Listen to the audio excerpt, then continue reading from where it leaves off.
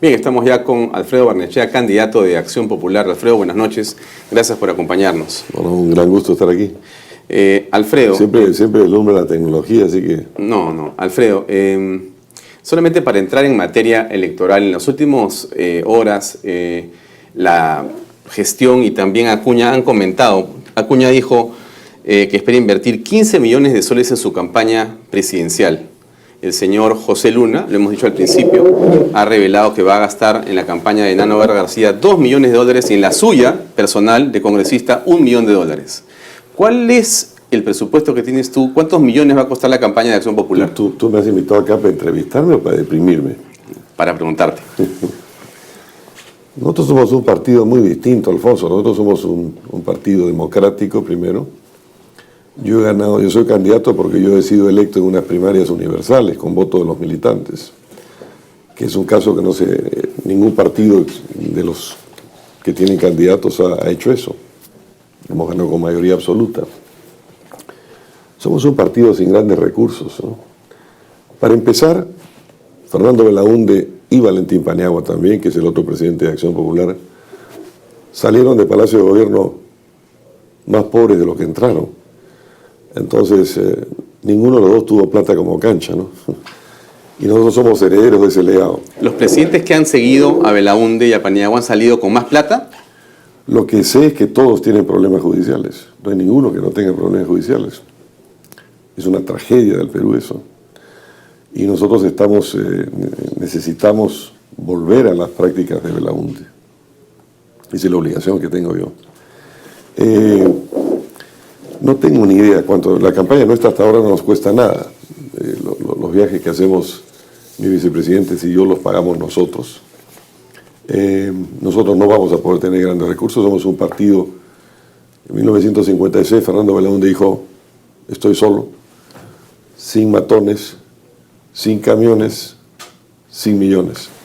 Y ahora he dicho: estoy solo en un partido sin millones y sin ladrones. Pero voy a contestar tu pregunta. Yo creo que nosotros gastaremos en esta campaña a todo dar $1,5 millones de soles. ¿De soles? Ahora, lo que no te falta son ideas, porque lo que se señala en las redes sociales, hoy día han habido varios artículos de La Mula, El Útero y otros columnistas señalan que lo que tiene Barnechea son ideas. Óscar Valdés Dancourt dice: yo no soy axopopulista ni conozco al señor Barnechea, pero hay que ser justos, es mejor candidato que muchos que están arriba en las encuestas. Es un gran elogio viniendo de alguien que ha sido primer ministro. Y yo quería preguntarte, tú has dicho un montón de cosas en las últimas horas, muy interesantes todas, en opinión de varios especialistas. Algunos se preocupan por lo que estás anunciando también, que también puede ser, digamos, no entendido o falta de explicación. ¿Cómo qué, por ejemplo? Bueno, estás hablando de una revisión o una foco sobre el tema del gas, por ejemplo, ¿no es cierto? Bueno, dicen, pero ¿cómo, no es cierto?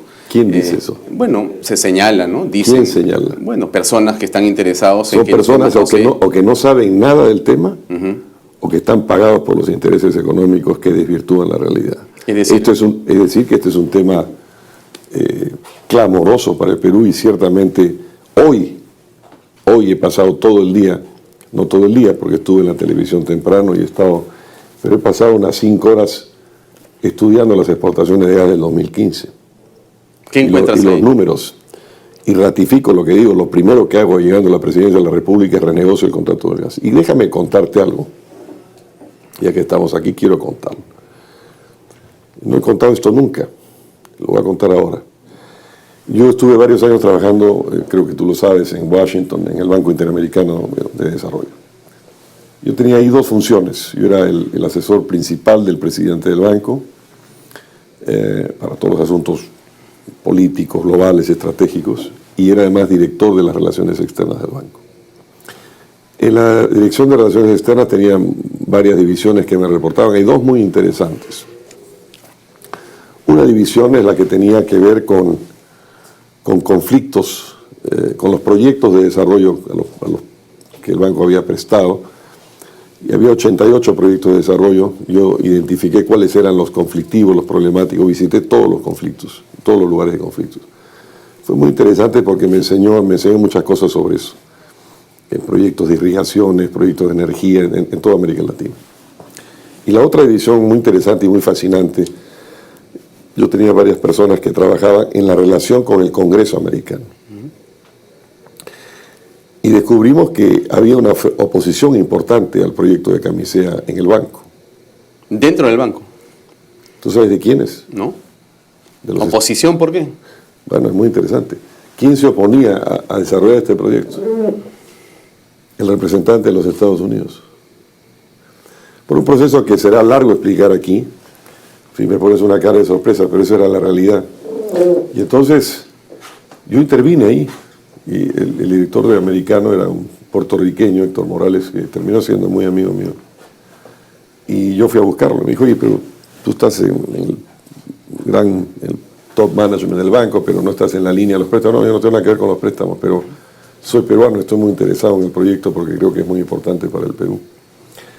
Y estaba bloqueando por publicaciones que llegaban y ciertos staffers en el Congreso americano estaban obstaculizando el Congreso, mandaban cartas a la Secretaría del Tesoro, a la Secretaría de Estado, la Secretaría de Estado, la Secretaría del Tesoro, la Secretaría de Estado, la Subsecretaría, y esto iba al director del banco. De modo que conozco muy bien el proyecto desde entonces, y yo apoyé y yo colaboré de manera modesta pero concreta a destrabar ese esfuerzo. ¿Cuál es la principal razón para renegociar el contrato? Pero te voy a decir, a ver, tú sabes cuánto nos han pagado, cuánto han... A ver, son muchas cosas, Alfonso, involucradas. Para darte los números de 2015. Lo que las empresas que es el off-taker del proyecto, como se dice en español off-taker, no hay que hablar en inglés, los que compran y comercializan la materia prima del consorcio de Camisea, derecho que tenía Repsol y que vendió a Shell, a su libre criterio escogen el destino al que van. Ese destino al que van define el precio que marca la exportación y en función de eso se paga la regalía.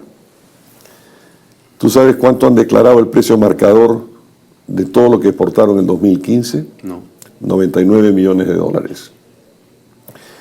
99 millones de dólares, ¿para qué exportación? Para 188 millones de BTUs. Se llama 188 terabTUs. Si fijáramos el precio referencial del gas, que es todo el mundo sabe que es el Henry Hub en Luisiana, revisé también el precio de cuál había sido el millón de BTUs, estaba en 3.92. Si tú haces las simples multiplicaciones, eso te da 737 millones. Pero te voy a dar otra referencia por lo que veas lo que es fundamental y porque yo he empezado ya no solamente a renegociar el contrato, sino a creer que esto es una necesidad nacional. Eso que se ha exportado, si lo pones en equivalencias de electricidad, al final todas las unidades de energía pueden compararse. Corresponden a 55.000 gigabytes. El giga es el 1000 megas, ¿no? Gigamegas. Toda la electricidad que se consume en el Perú es 40.000. ¿Cuánto pagan los peruanos por esa electricidad? Más o menos $40 megawatts. Es decir, que un giga te cuesta $40.000. Esa electricidad vale, por tanto, 1.600 millones de dólares. Y tú estás exportando en los barcos 1.38 veces eso. Y por eso que tú exportas 1.38 veces toda la electricidad del Perú, por la que los peruanos pagamos eso, hemos recibido 33 millones de dólares. ¿Cómo afecta o cómo beneficia? No, estos números que te he dado, Alfonso, sí, te eximirían de hacer cualquier otra pregunta sobre el tema. ¿Cómo beneficiaría esa renegociación? ¿No estás de acuerdo tú con eso? No, lo que te pregunto es, ¿cómo te beneficiaría a la persona que nos está mirando de la calle, al común y corriente? ¿Cómo le beneficiaría esa renegociación? Yo he planteado, yo no quería tocar este tema del gas ahora y no venía a hablar de eso, pero ya que tú me preguntas, se me dice que hay mucha gente que señala. Algunos se preguntan, ¿no? No sé quién es, Alfonso. Bueno, la gente quiere saber no qué son significa. Quién es, Alfonso, porque esto, pero déjame decirte otra cosa más. Claro. Ese fue un contrato dado a dedo en el gobierno de Toledo por el señor Kuczynski, el señor Quijandría y el señor Toledo. Ha sido dado a dedo. El 88 fue una licitación, hubo una empresa que perdió, que fue la empresa Total. Y esto lo veremos más adelante en la campaña, pero los números que te he dado son muy dramáticos, Alfonso. No son pequeños números. El negocio del gas, cuando tú llegas a entenderlo, es un negocio sencillo, nada más que tiene muchos ceros al costado. ¿Quién se beneficia con esta mala negociación? Yo te puedo decir quién se perjudica, nos perjudicamos los peruanos. Y como yo llego a la presidencia, y cuando llegue a la presidencia, yo no voy a defender a los intereses extranjeros, sino a los intereses de los peruanos. Uno de los problemas que tenemos en los últimos 25 años. Y yo te he empezado contando que intervine para ayudar a este proyecto. Y creo en la exportación de gas. Creo en la petroquímica. Creo en los gasoductos. Como creo en la minería. No estoy en contra de eso. Pero lo que quiero es que haya una cosa simétrica y de equidad para los peruanos, porque la función del presidente de la República no es defender a Hantoil, ni a Shell, ni a Repsol, ni a Techin, sino defender a los peruanos. Esencialmente, ¿quién se beneficia si hacemos una reestructuración? Los peruanos. Te voy a poner un ejemplo muy concreto. Yo he planteado algo que creo que es... He planteado dos cosas fundamentales de gran redistribución, de una gran revolución económica y social en el Perú. No quitándole a nadie nada. No estando en contra de la empresa privada en la que yo creo. Yo quiero que las empresas privadas peruanas sean cada vez más grandes, que hay en el Perú muchas multilatinas, que den empleo formal, que den trabajo. De modo que no estoy en una posición en contra de la empresa privada. Pero de lo que se trata es, cuando tú haces, ¿cuáles han sido las grandes redistribuciones de ingresos en el Perú? Las hizo el primer gobierno de García, pero las hizo a favor de los ricos, no de los pobres. Porque las redistribuciones siempre en América Latina, en los populismos y en estos populismos locos del primer gobierno de García, fueron por inflación o hiperinflación. Y la inflación lo que es una traslación de riqueza brutal de los pobres a los ricos. Los que se benefician con las inflaciones son los que tienen grandes activos, los que tienen grandes edificios, grandes activos que se revalorizan. Y el que se perjudica es el pobre con el salario. Lo que yo estoy planteando es una revolución a la inversa. Yo quiero hacer del Perú, Alfonso, un gran país de clases medias. Los países que han funcionado en el mundo, y aterrizo en lo que me estabas preguntando, los países que han funcionado en el mundo son los países que crecieron con grandes clases medias, que eso les dio no solamente un gran dinamismo económico interno, sino democracias muy estables, porque las clases medias siempre dan grandes coaliciones de centro. Nosotros vamos a hacer que no pague, hoy día pagas impuestos con 7 UITs. La UIT está en 3.950 soles, como tú que ganas mucha plata en esta empresa sabes. No tanto. Si lo multiplicas por 7, eso son 4 por 7, 27.650 soles. Ese monto lo divides entre 12 meses y por tanto el que gana 2.304 soles empieza a pagar renta. Vamos a subir el umbral sin pagar renta de 2.300 a 4.000 soles, es decir, a 12 UITs. Y de 12 UITs a 18, más o menos de 4.000 a 6.000 soles, vamos a devolverle lo que pagan en impuestos por los gastos de educación, de salud y de pago de vivienda. Entonces, en ese umbral de gastos... Ese umbral entre 2.300 y 6.000, así es. Entre 2.300 y 4.000 no pagarás renta, y entre 4.000 y 6.000 te devolverán lo que gastes en esos rubros, que es una parte importante de tus egresos. ¿No es restarle fondos a la caja fiscal? Pero tú me notas, es otra pregunta. Sí es restarle y no es restarle, pero es una pregunta distinta a la que me estás haciendo. La que estamos haciendo es una inmensa devolución y una revolución fiscal y social muy grande para ponerle dinero a la clase media, para fortalecer la clase media. ¿Y por qué si hay obras por impuestos que hacen las grandes empresas, no puede haber servicios por impuestos para los ciudadanos peruanos de las clases medias? ¿Por qué no puede haber? La va a haber en mi gobierno. Y en consecuencia, además esto cumple otra función, Alfonso, que sería materia de otra pregunta. El crecimiento económico del Perú ya no se va a hacer porque China nos compre, porque China está cayéndose. Incluso se está cayendo más de lo que dicen las cifras oficiales, porque la cifra de 6.9 de China no se condice con las tasas de crecimiento de su consumo eléctrico. Y nadie sabe las cifras chinas. Pero aún asumiendo que 6.9, el crecimiento del Perú va a tener que venir por inversión pública en infraestructura y por consumo. Entonces, esta depolución de plata, que es un acto de justicia, va a inyectar a la economía y va a redinamizar a la economía. Tú me haces la pregunta, ¿eso cae en la caja fiscal? Sí, claro que cae en la caja fiscal. Hoy día tú tienes unas 4,5 millones de personas que declaran. de las cuales 3 no pagan renta, declaran pero no pagan renta. Lo que el Estado perdería, por lo que yo estoy planteando, es más o menos unos 1.200 millones de soles. ¿Cuánto estamos perdiendo en el gas? Kuczynski. De modo que hay una relación Sí. entre los 2 grandes pactos que yo propongo al país. Yo propongo 2 grandes pactos. Uno es un nuevo pacto social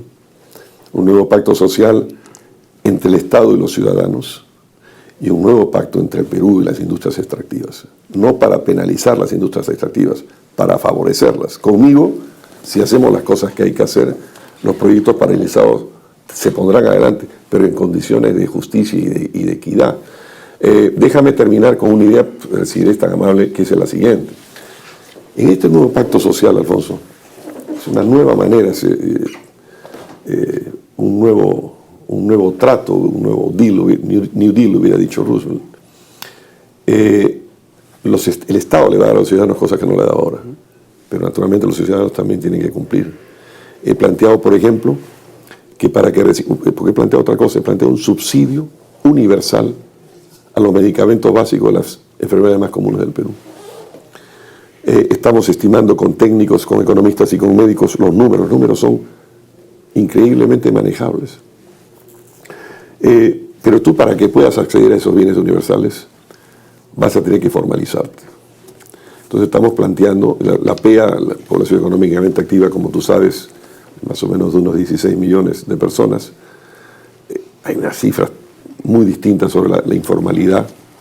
El INEI te dice que son 20-24%, el Banco Mundial, el Foro Económico Mundial, sobre todo que ha hecho el último estudio, habla de 53, 54. Vemos que hay 7 millones y medio formales y 8 millones y medio informales. Tú vas a querer recibir beneficios, vas a tener que pagar un impuesto plano, al margen de lo que ganes. Pequeño, pero concreto, que te formalice, que te hace con tu DNI de 2% del ingreso mínimo. Con lo cual, incluso los segmentos que están en pobreza extrema que se define, como tú sabes, $1 o menos de $1 por día, para tener estos beneficios y estos subsidios y medicamentos y todos los beneficios del Estado, podrían pagar eso. Pero Pablo Kuczynski ha señalado que una manera de formalizar es bajar los impuestos, bajar el IGB. Quiero tu comentario, pero antes ir a una pausa comercial de unos segundos y regresamos, amigos, con la respuesta de Alfredo Barnechea en Redes y Poder.